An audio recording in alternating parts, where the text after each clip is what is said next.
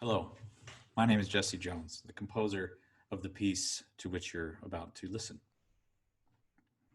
When I was a kid, Beethoven was definitely my favorite composer. I'd often listen to his music and I'd read biographies about him, and I would, lock myself in my room and conduct the Third Symphony to my stuffed animals, etc.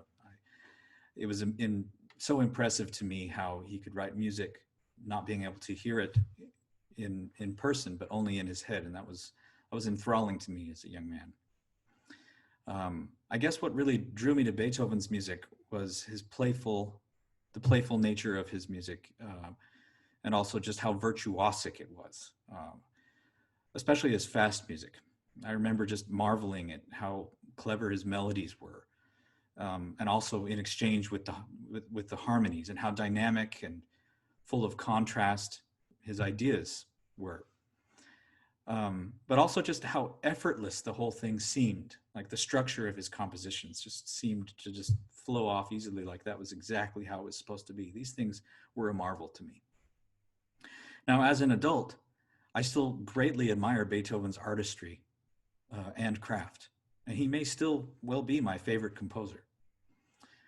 Needless to say, when I was approached to write a piece based on a Beethoven sonata, I found it a rather daunting task, to say the least. I felt like there was no way that I wouldn't just be pitting my skill against a transcendent master, an assuredly doomed undertaking.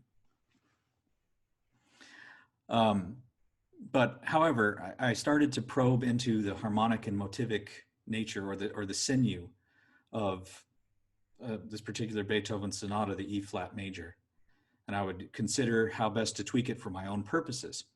And I realized how intertwined many of his pieces are. For instance, by rhythmically truncating and displacing or otherwise morphing the opening piano melody in Beethoven's E flat major violin sonata, I quite naturally, yet accidentally, fell onto another of Beethoven's themes, the one from the Opus 10 F major piano sonata. So I began to realize that melody, harmony, and structure are inextricably linked in Beethoven's music, and that practiced craft, including counterpoint, informs the core of his compositional output. So I decided to respond to that aspect of Beethoven's work, using only chord types that Beethoven would have used. In other words, major, minor, diminished, German sixth, etc. Chord types that were common to his era and in conjunction with traditional counterpoint.